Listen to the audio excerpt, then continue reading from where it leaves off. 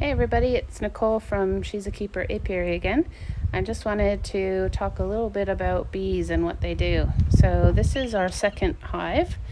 Came from one of the swarms from our original hive. So a healthy, happy bee hive will split itself in half in the spring and take half of the bees and the queen to go start a new hive to spread itself and its genetics if they're doing really, really well. So as a beekeeper, the ideal is if you prevent swarming, because swarms can become a nuisance if you don't capture them. They can go in and make a nest or a colony in an unwanted place, like in someone's wall or chimney, and can, if they get themselves settled, then they can get a little bit aggressive and sometimes sting if people start to get too close. So, but we have very gentle bees, so as you can see, I'm about a meter away from my hive and I'm in bare feet, as I'll show you. Oh, there's my toes.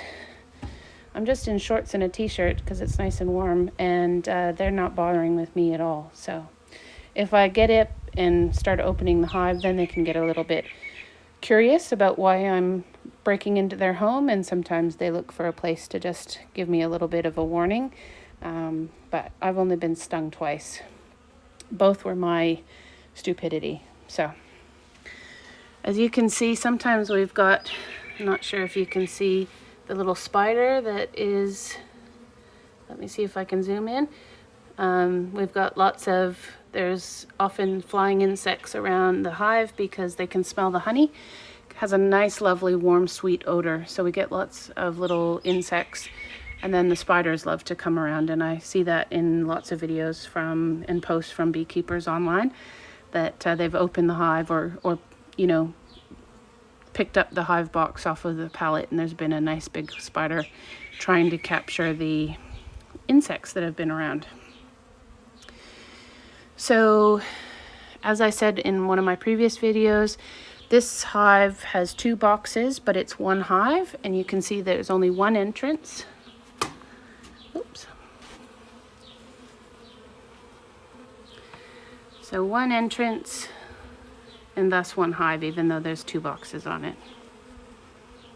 So they're busy coming in and out, and so let's see if I can zoom in a little. And as I've said on a previous video, all the foragers that are coming and going of a European honeybee, they're all girls.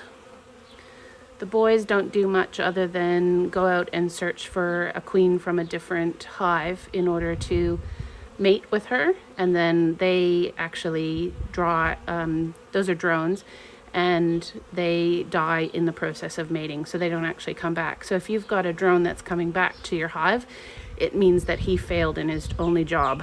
So the workers, the girls, they monitor everything in the hive, and they're in control as a collective. The queen doesn't control anything. She just does what she's told by the collective workers.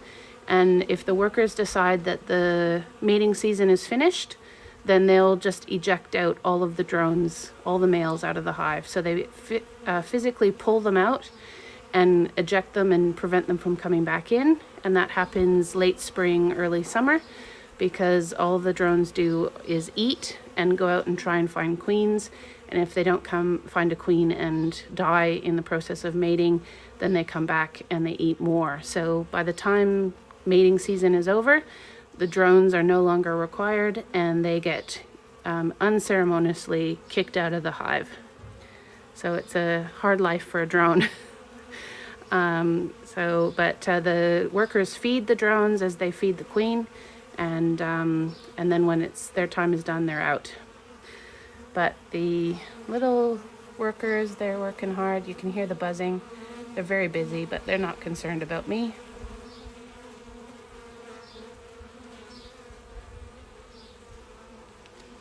And worker bees have their jobs as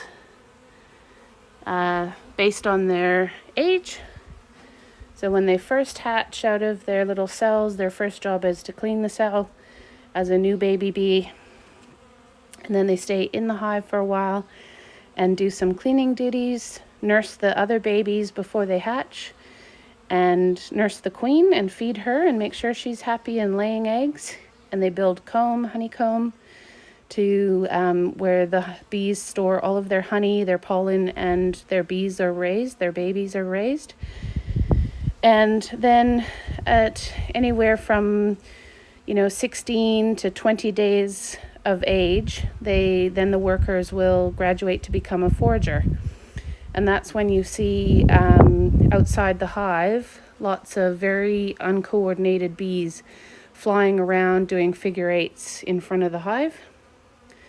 And that's what we call at She's the Keeper Apiary flight school. So we often have 2 flight schools a day.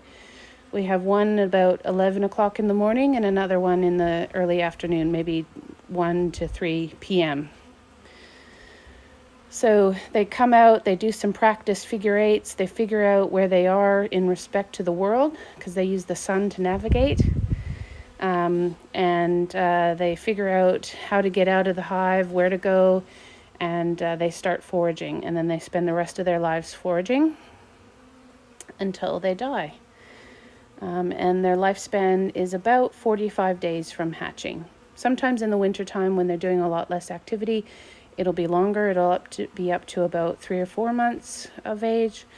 But in a very busy summer hive, they get just exhausted from all of the work. And yeah, they last about 45 days when they're in their lifespan in the summertime. The queen lasts much longer. She lasts a couple of years usually, and she just stays in the hive most of the time unless she swarms with the group.